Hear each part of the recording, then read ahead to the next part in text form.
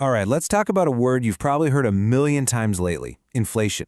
We're going to skip the jargon, get right to it, and figure out what it actually means for your wallet. Let's dive in. You've seen these headlines, right?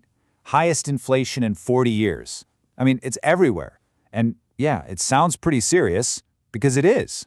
But what's actually happening here? What does that word, inflation, really mean? And that's the real question, isn't it? Because at the end of the day, this isn't just some big abstract concept for economists to argue about. Nope. This is something real, something that hits you right in the wallet, affecting everything from your grocery bill to your big plans for the future. Okay, so let's break it down to the absolute basics. What is inflation? The definition is actually way simpler than you might think. And to make it really stick, we're going to tell a little story. Seriously, that's it.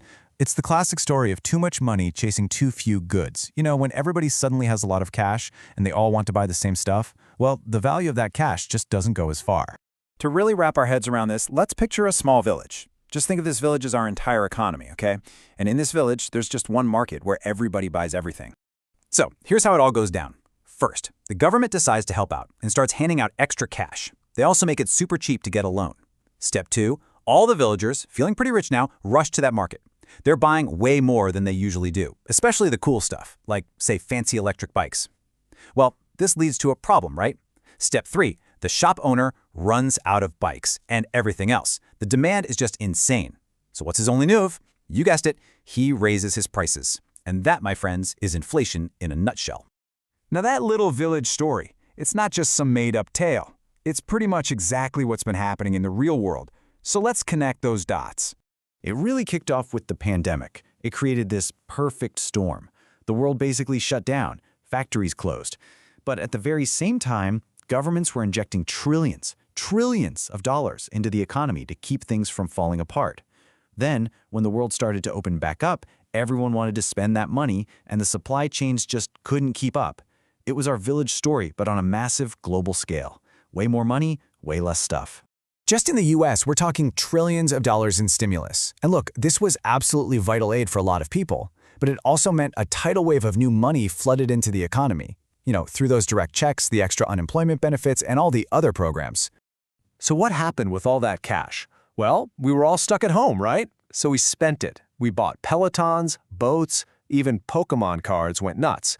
This created a huge, unprecedented demand for stuff at the exact same time the global system for making and shipping that stuff was completely broken.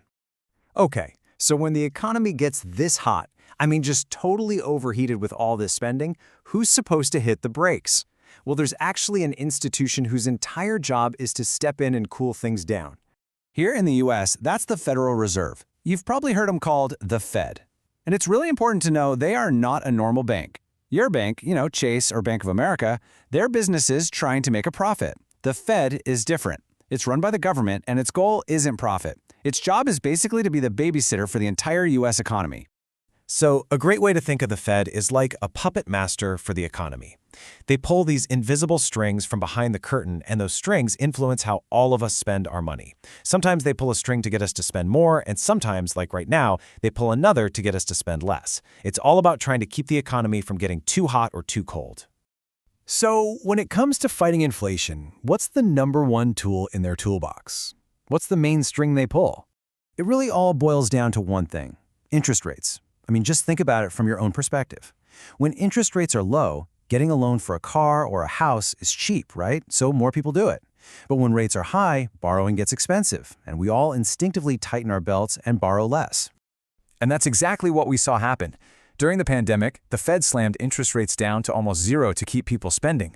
But now, to fight inflation, they're doing the complete opposite. They're jacking up interest rates. The goal is to make borrowing more expensive, which slows down our spending and hopefully gives the supply chain a chance to finally catch up. Okay, so this is the most important part. Why does any of this matter to you? How does all this high-level economic stuff actually impact your day-to-day life? Well, for starters, inflation is basically a hidden tax. It just eats away at the value of your money. Let's say inflation is at 8%. That $100 you have, it now only buys what $92 bought you last year. Your buying power is literally shrinking, and you feel that every single time you go to the grocery store or fill up your car. But here's the scary part. The Fed is walking on a razor's edge here. If they pull those strings too hard, if they raise interest rates too much and cool the economy down too fast, they could accidentally shove us into a recession. And a recession means businesses close and people lose their jobs. It is an incredibly delicate balancing act, and honestly, nobody knows for sure if they can pull off a soft landing. And if you want to see what happens in a worst-case scenario, look at Venezuela.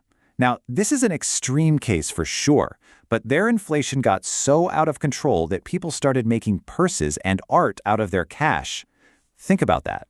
The money was literally worth more as a craft material than it was as actual currency. Which brings us to a final, pretty deep thought. See, our money isn't backed by gold anymore. It's not backed by anything physical. It's backed by one thing and one thing only: our collective belief that it's worth something. The entire global economy runs on that shared trust. So the big question we have to ask ourselves is, what happens when that trust begins to fade?